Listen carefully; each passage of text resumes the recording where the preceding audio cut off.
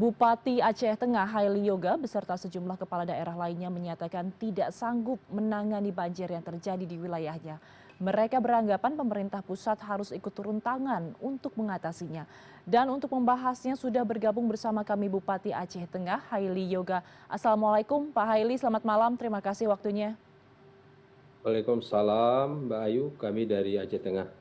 Baik, Pak Haili bisa digambarkan seperti apa kondisi di Aceh Tengah pada hari ini dan apakah masih banyak wilayah yang terisolir di sana?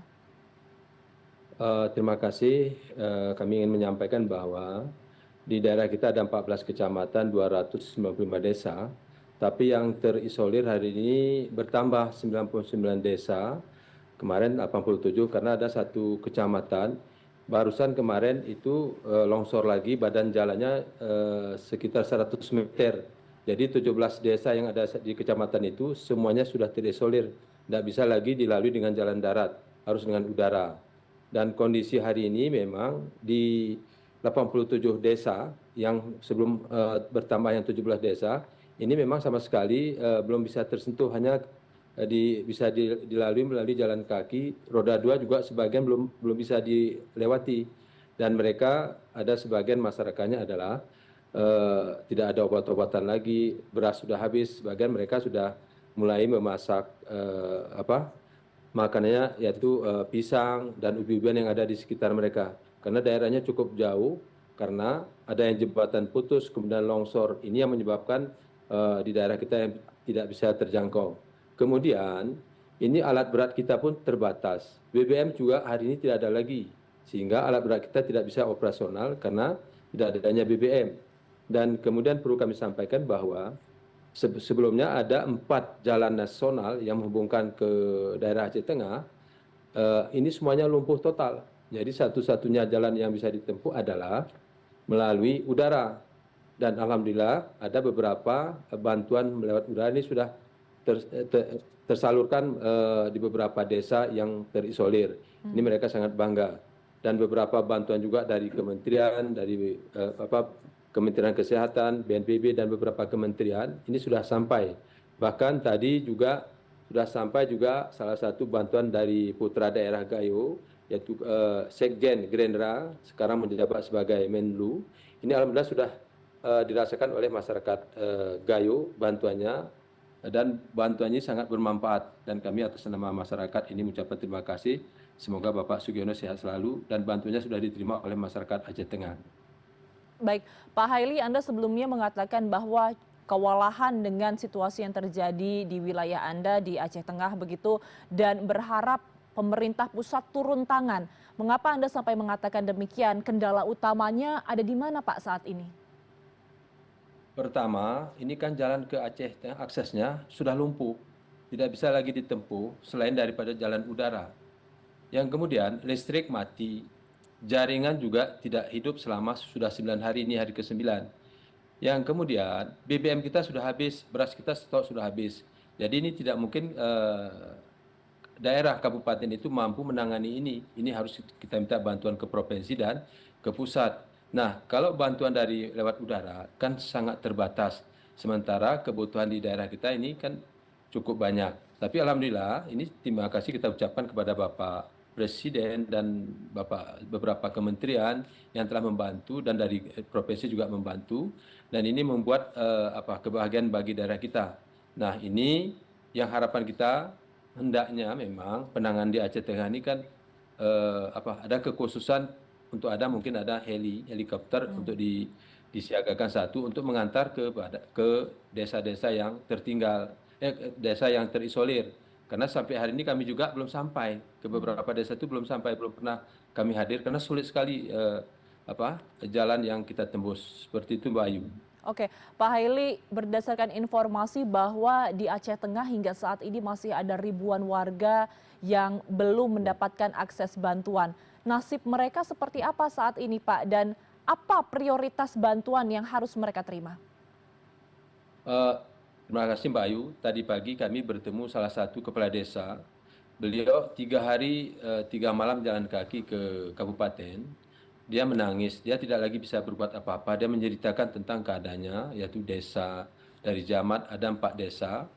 itu memang 3 desanya rumahnya sudah habis diterjang air. Sehingga hari ini dia hanya menyatakan bahwa bagaimana kami bisa makan. Hari ini kami tidak memiliki lagi beras, kemudian obat-obatan, dan semua harta kami sudah habis. Kalau ini tidak dibantu, semuanya sudah kelaparan di sana. Nah, sementara hari ini katanya, tadi pagi, kami masih memakan ada apa ubi-ubian seperti pisang, ini yang direbus di sana. Tapi tadi dia sudah sampai, ini yang kita prioritaskan. Tapi menempuh bantuan kita ke sana butuh waktu yang cukup jauh. Nah, ini yang sedih sekali kita. Sebanyak apapun bantuan kita, akses ke sana kan sulit. Tapi mereka bahagia karena sudah sampai dan langsung kita berikan obat-obatan. Bukan hanya desa itu saja, beberapa kecamatan juga sama. Di desa Rusip, Rusip itu ada 16 desa. Ini sulit sekali kita tembus karena jembatan besarnya terputus, kemudian longsor lagi. Ini sekitar 2 hari setengah sebagian baru sampai ke kabupaten dan jalan kami tadi sudah pulang dari sana, di persimpangan sudah hadir, begitu berat. Nah, mereka kadang-kadang jalan pun harus melalui apa namanya jembatan pakai seling, nanti dibuat dari ember. Nah, itulah eh, didistribusikan ke sebelah. Ini langsung kami lihat, dan melihat itu kita menangis memang. Dan mereka butuh, Pak, kami nggak ada beras, Pak. Yang dia sebut hanya beras, agar mereka bisa makan, itu hanya beras. Kita tidak cerita yang lain, hanya beras yang dia minta. Kalau yang lain tidak apa-apa, asal ada sayur, garam sudah cukup. Nah, ini yang membuat kita miris. Dan beberapa desa juga hampir sama. Jadi 99 desa yang hari ini bertambah karena tidak bisa lagi dilalui dengan jalan darat selain daripada udara. Begitu, Mbak Ayu. Baik, jadi yang paling dibutuhkan oleh masyarakat yang masih terisolasi adalah bahan makanan dan juga kebutuhan pokok begitu ya, Pak Haili. Kemudian untuk warga Ya, kemudian untuk warga yang masih terisolasi tadi Anda menyebutkan sudah ada bantuan yang disalurkan melalui udara. Nah, kemudian apakah melalui udara ini adalah satu-satunya mekanisme penyaluran bantuan atau sebenarnya untuk akses yang terputus masih ada alternatif lain, jalan alternatif atau metode lainnya untuk menyampaikan bantuan, Pak? Tidak ada lagi, memang harus udara. Kalau jalan darat kita tempuh ini kan longsor jembatan terputus. Satu-satunya jalan yang tepat adalah cuma udara, lewat udara. Maka inilah mungkin kesulitan bagi daerah kita, mungkin berbeda dengan daerah yang lain. Aksesnya ke sana sulit sekali. Tapi ini harus kita lakukan melalui melaksanakan dengan alat berat. Nah, alat berat juga ada, tapi BBM juga tidak ada lagi hari ini. Tidak ada lagi. Dan kami juga hampir ribuan masyarakat datang ke kantor bupati menanyakan perihal tentang kelangkaan BBM. BBM tidak ada lagi karena pasokan tidak ada lagi. Itu pun BBM baru ada kalau dari udara. Lewat darat tidak ada lagi. Jadi ini perlu kami sampaikan, Mbak Ayu, Aceh Tengah ini bukan hanya dampak, bukan hanya yang masyarakat yang tertimpa musibah, tapi sekarang kan sudah masuk ke masyarakat biasa yang selama ini tidak terdampak kepada bencana. Mereka juga hari ini tidak memiliki lagi beras. Dan ini selalu, Pak, mana beras, mana beras.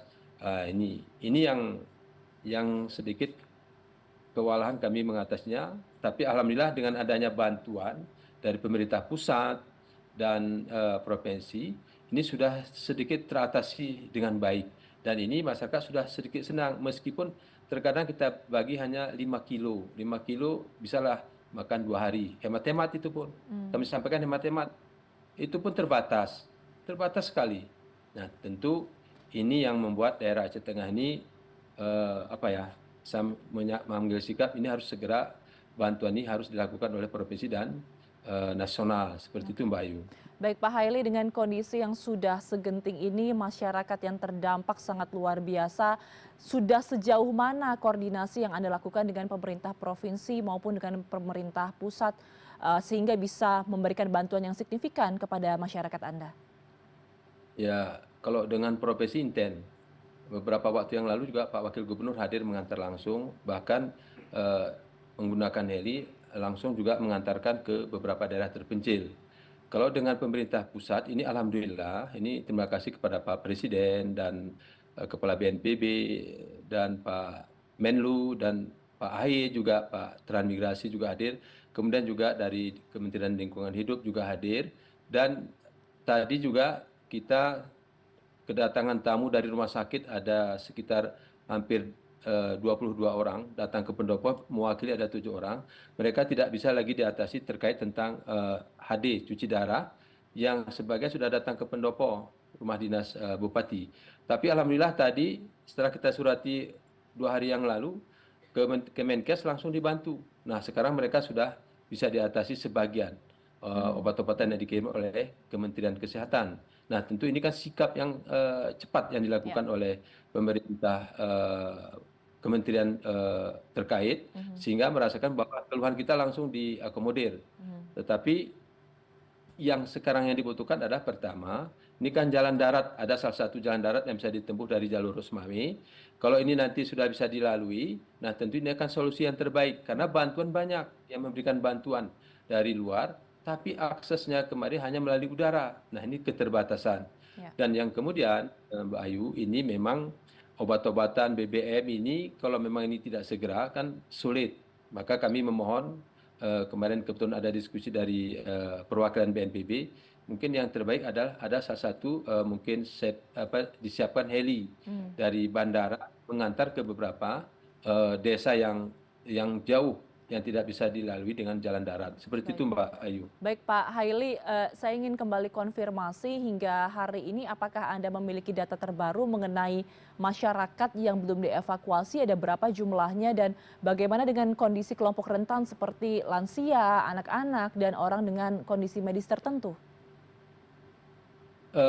Pertama, yang perlu kami sampaikan yang meninggal dunia sampai hari ini sudah ada 22 jiwa, kemudian yang hilang 24 jiwa, kemudian jumlah pengungsi ini sementara di daerah yaitu 38.057 jiwa. Tapi masyarakat yang terdampak ini mungkin ada 61.000 jiwa, sehingga dengan jumlah ini berada di beberapa kecamatan, sehingga ini yang membuat kita kan sedikit resah, anak-anaknya tidak sekolah, kemudian makanan tidak ada, pakaian, bahkan ada beberapa desa desanya hampir 95% itu hancur. Nah, mereka tidak memiliki pakaian. Ini juga belum sepenuhnya dapat kita bantu karena jauh. Jalan darat tidak bisa, tapi melalui danau ada. Itu Kecamatan Bintang. Itu hanya bisa kita lalui melalui danau. Nah, melalui danau ini juga menggunakan bot dari nelayan. Itu pun seadanya. Nah, ini kalau kita ikuti itu juga, melalui bot juga, minyak BBM-nya tidak ada lagi. Nah, ini juga menjadi kendala. Nah, mereka butuh obat-obatan dan pakaian karena sebagian tidak ada lagi. Nah, oleh karena itu ini memang kesedihan kita. Kami sudah bertemu 2 kali beberapa desa yang terisolir, tapi kita menangis setelah berpisah dengan mereka, menangis kadang-kadang di perahu naya sampai di rumah itu menangis berat sekali.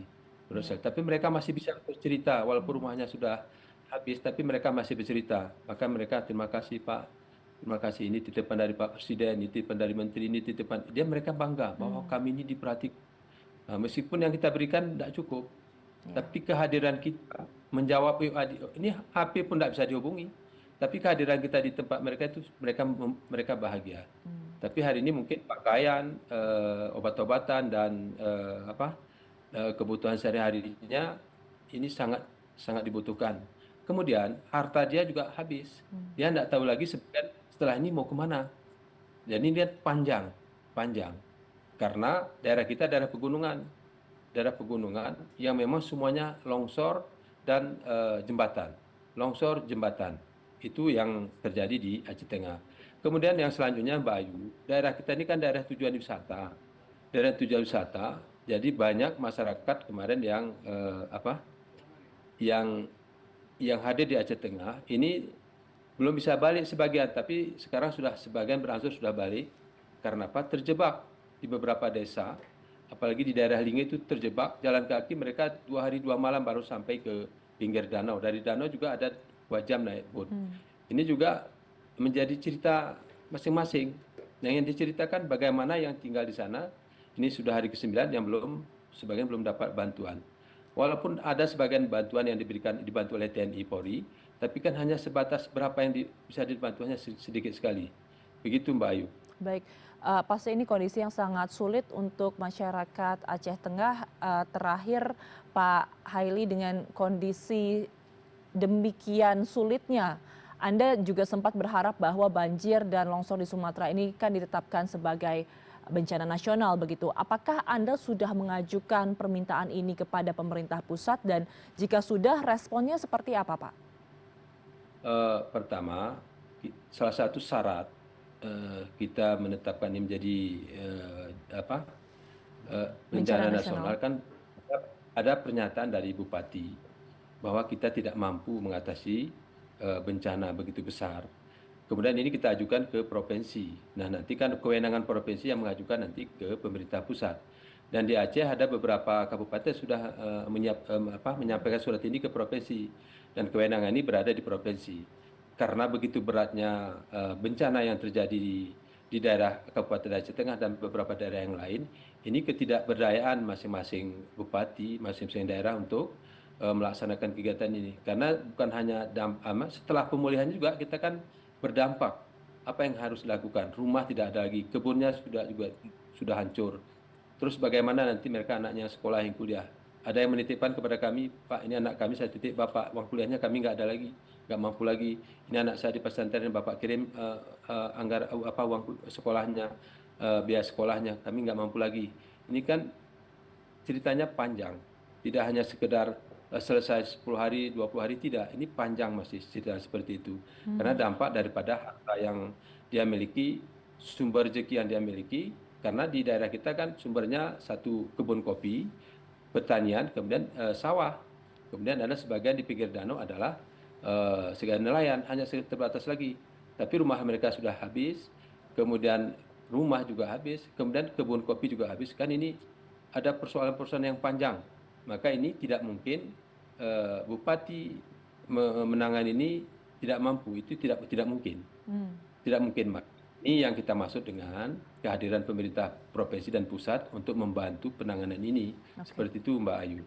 Baik, Pak Haili, yang pasti kami memohon titipkan salam kami kepada warga Aceh Tengah, semoga tetap dikuatkan, dan pastinya kami segenap kru CNN Indonesia berdoa untuk keselamatan warga Aceh Tengah, dan juga berharap semoga bantuan bisa segera tersalurkan dengan maksimal sehingga nanti warga Aceh Tengah bisa hidup normal kembali. Terima kasih atas kisah yang Anda bagikan, Bupati Aceh Tengah, Pak Haili Yoga. Selamat malam Bapak, sehat selalu. Assalamualaikum.